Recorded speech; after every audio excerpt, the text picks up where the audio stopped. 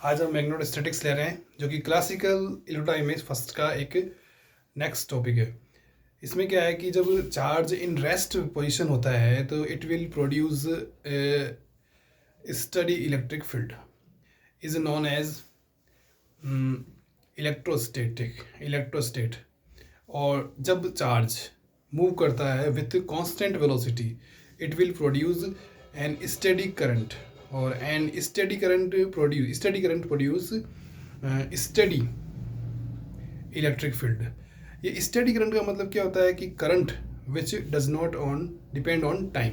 जैसे हम लिख सकते हैं कि स्टेडी करंट के बारे में हम अगर लिखना चाहें तो हम लिख सकते हैं कि D I upon D T बराबर ज़ीरो। मेरा कहने का मतलब है, जैसा कि हम जानते हैं बीएससी से 11th-12th में जानते हैं कि जब चार्ज रेस्ट स्टेट में होता है तो वो इलेक्ट्रिक फील्ड प्रोड्यूस करता है, इसको तो बोलते हैं इलेक्ट्रोस्टेट। और जब चार्ज एक कांस्टेंट वेलोसिटी से मूव करता है तो वो एक स्टेडी करंट प्रोड्यूस करता है, और स्टेडी करंट होता है वो एक स्टेडी मैग्नेटिक फील्ड प्रोड्यूस करता है, तो इसको बोलते हैं मैग्नेटोस्टेट। और स्टेडी करंट का मतलब होता है कि वह करंट जिसका मान धारा पर निर्भर टाइम पर निर्भर ना करता हो, D I upon D T बराबर ज़ीरो।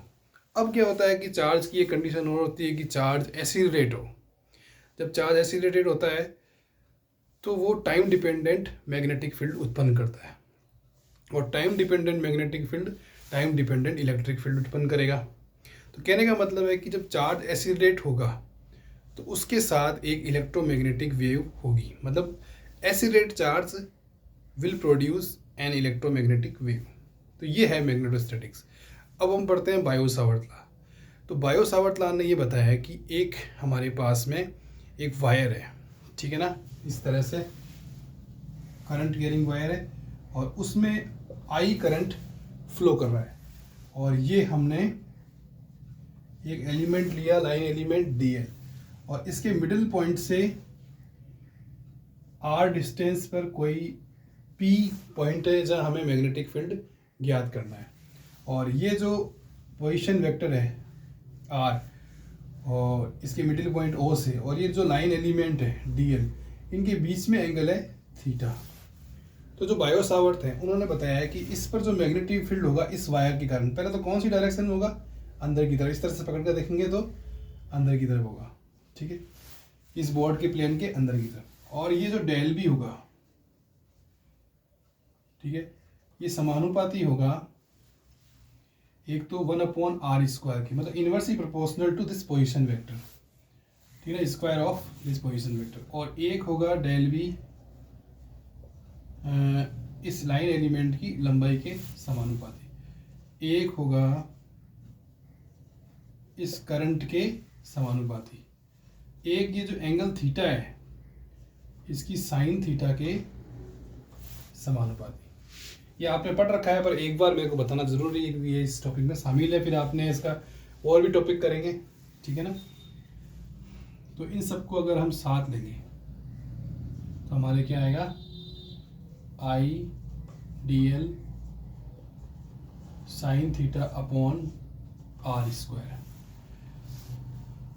अब चूंकि ये r दिशा में होगा तो r कैप आ जाएगा, ठीक है ना।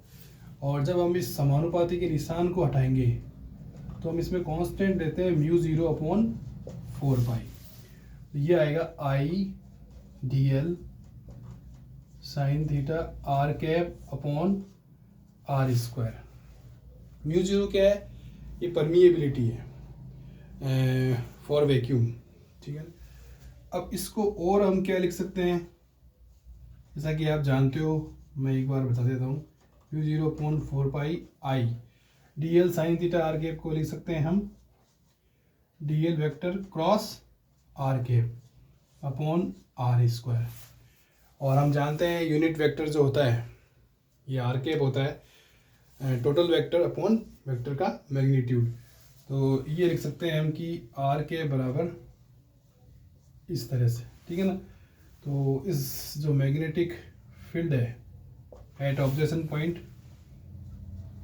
μ0I/4π D L vector cross R vector upon R cube. ठीक है, तो ये है Biot Savart law. Thank you very much.